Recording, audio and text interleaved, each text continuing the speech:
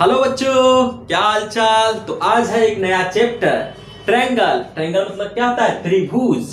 आइए हम त्रिभुज को समझते हैं। त्रिभुज, त्रिभुज। जब त्रिभुज का हम विखंडन करेंगे इसको, तो क्या पाएंगे हम? त्रि प्लस भुज। देखिए, त्रिभुज का विखंडन करेंगे तो हमको पता चलेगा कि किससे बना ये? त्रि प्लस भुज से। त्रि मतलब क्या हो गया? तीन। भुज मतलब साइड्स। क्या हो गया दोस्तों? साइड्स। तो ऐसा ज्योमेट्रिकल फिगर, इसके डेफिनेशन को देखिए। क्या है कि अ क्लोज्ड ज्योमेट्रिकल फिगर। ये कैसा है? एक क्लोज्ड है, ज्योमेट्रिकल फिगर है ना दोस्तों? Formed by the three line segment. एक ऐसा क्लोज्ड, देखिए क्लोज्ड है ना, हम ट्रायंगल को देख रहे हैं, ये क्या है? क्लोज्ड है। तीनों तरफ से ये क्या है? क्लोज्ड है। और ये क्या है? एक ज्योमेट्रिकल फिगर है और थ्री लाइन सेगमेंट से बना है। देखिए ये जो फिगर है कितने लाइन सेगमेंट से बना है? थ्री लाइन सेगमेंट से। पहला लाइन सेगमेंट ए बी, दूसरा बी सी, तीसरा सी ए दोस्तों। तो एक close geometrical figure formed by the three line segment is called triangle. लेकिन उसके साथ कुछ और भी बातें हैं, आइए जानते हैं। जैसे कि पहला पॉइंट क्या है? ए नंबर में मैं बता रहा हूं आपको कि तीन लाइन सेगमेंट एक त्रिभुज में क्या क्या हो सकता है। देखिए जैसे मैंने एग्जांपल के लिए ये त्रिभुज लिया है, ये ट्रायंगल लिया है, इसका तीन लाइन सेगमेंट क्या है? Three line segments. A B इसका पहला हो गया, बी सी दूसरा लाइन सेगमेंट हो गया, सी ए तीसरा लाइन सेगमेंट हो गया दोस्तों। आई होप आप लोग को लाइन सेगमेंट का कंसेप्ट समझ में आया। अब चलते हैं हम वर्टेक्स पे। वर्टेक्स किसको कहते हैं दोस्तों? जहां पे वर्टेक्स, जैसे ए क्या है? एक वर्टेक्स है।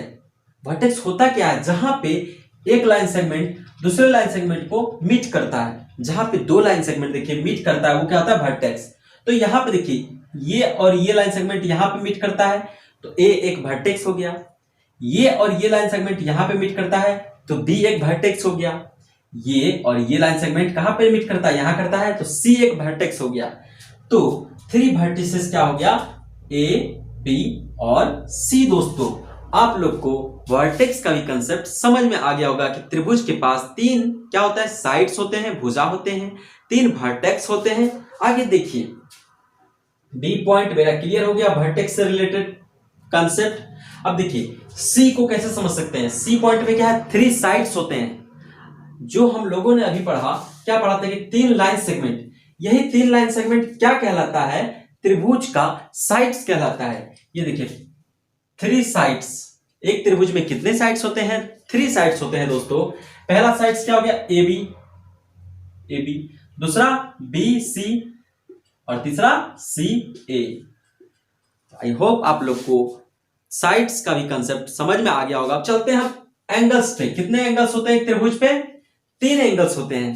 कितने कोण होते हैं? एंगल्स का हिंदी मीनिंग क्या होता है? कोण होता है। देखिए इसमें तीन कोण होते हैं। देखिए पहला कोण ये, दूसरा कोण ये, तीसरा कोण ये।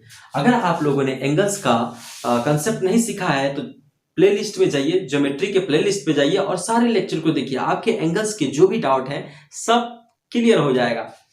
देखिए एंगल्स इसमें कितने हो गए? एक दो तीन। अब एंगल्स को डिनोट कैसे करते हैं आइए हम समझते हैं। एंगल ए को कैसे डिनोट कर सकते हैं हम? देखिए एंगल ए को आप सिंपल एंगल ए भी लिख सकते हो, एंगल बी को आप सिंपल एंगल बी भी लिख सकते हो, एंगल सी को आप सिंपली एंगल सी भी लिख सकते हो। लेकिन इसको थोड़ा सा और समझते हैं। जैसे देखिए कि हम एंगल बी को डिनोट करना चाहते हैं तो कैसे करेंगे? A B C. देखिए एंगल, इससे क्या हो गया? ये बीच वाला ही एंगल शो होता है। देखिए बीच वाला एंगल ही शो होता है। ए बी सी लिख दिए हम, एंगल ए बी सी लिख दिए, तो ये बी को डिनोट कर रहा है। इसी को हम ऐसे भी लिख सकते हैं। कैसे? सी बी ए लिख सकते हैं ना। इसी को हम ऐसे भी तो लिख सकते हैं, सी बी ए, तब भी तो बी एंगल ही डिनोट हो रहा है। और इसी को हम चाहे तो सिंपली बी भी लिख सकते हैं। तो तीनों तरह से हम इसको रिप्रेजेंट कर सकते हैं, हमें आना चाहिए। अब देखिए हमको बी सी ए, बी सी ए, अभी कौन सा एंगल रिप्रेजेंट कर रहे हैं हम, ये वाला बी सी ए, तो ये एंगल रिप्रेजेंट कर रहे हैं हम बी सी ए, एंगल बी सी ए, तो ये एंगल, इसको हम चाहे तो ऐसे भी तो दिखा सकते हैं ए सी बी, लेकिन सी वाला एंगल को बीच में रखे हैं क्योंकि हमको इसी को डिनोट करना है। इसको हम ऐसे भी डिनोट कर सकते हैं ए सी बी, और मेरा मन हो तो हम सिंपली ये भी लिख सकते हैं एंगल सी, कोई प्रॉब्लम नहीं है। अब आइए समझते हैं इस वाले कंसेप्ट को, सी ए बी, अब एंगल ए तो बच गया, उसको भी तो डिनोट करने के लिए सीखना होगा मुझे, तो सी ए बी, तो एंगल ए को डिनोट कर दिए सी ए बी, देखिए बीच में ए आ रहा है तो डिनोट उस ए ही तो हो रहा है ना, और इसको चाहे तो हम क्या लिख सकते हैं बी ए सी, बी ए सी, तब भी तो ए ही डिनोट हो रहा है। आपका मन हो सिंपली एंगल ए लिखने का तो आप सिंपली क्या लिख दो एंगल ए, तो आप लोग को एंगल का भी कंसेप्ट क्लियर हो गया होगा। अब आइए समझते हैं कुछ पॉइंट्स को। Such a triangle is denoted by the symbol, इस टाइप का ट्रायंगल को हम कैसे डिनोट करते हैं, इस टाइप के सिंबल से। अगर आप पूरा ट्रायंगल का स्पेलिंग नहीं लिख करके इस तरह का सिंबल बना देते हो, इसका मतलब क्या हो जाता है, यही हो जाता है। इसलिए मैंने इतना वाला डायग्राम बनाया, ये वाला, फिर ए लिखा, बी लिखा, सी लिखा, मैं इतना ना लिख करके बस ये ट्रायंगल सिंबल बना दूं, ए बी सी लिख दूं, इसका मतलब भी वही होता है। अब ये नोट पॉइंट क्या है, देखिए अक्सर आपसे पूछ लिया जाता है कि त्रिभुज में कितने पार्ट्स होते हैं, तो बच्चे कंफ्यूज हो जाते हैं, कोई 3 आंसर दे देते हैं, कोई कुछ भी दे देता है आंसर, लेकिन इसका रियल आंसर क्या होगा, देखिए दोस्तों 3 साइड्स होते हैं त्रिभुज में। आइए त्रिभुज के पास, इसके पास पूछिए इसके पास क्या है, तो ये कहेगा मेरे पास 3 भुजा है, और इसके पास पूछिए कि आपके पास और क्या है, तो ये कहेगा मेरे पास 3 एंगल है। देखिए 3 भुजा कौन सा हो गया, ए बी, बी सी, सी ए, 3 भुजा हो गया। 3 एंगल कौन हो गया, angle A, angle B, angle सी।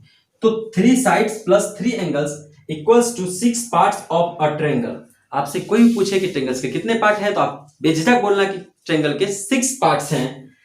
अगर आपको कंसेप्ट समझ में आया तो वीडियो को लाइक कीजिए, चैनल को सब्सक्राइब कीजिए और ज्यादा से ज्यादा लोगों को शेयर कीजिए दोस्तों। Thank you for your continuous support.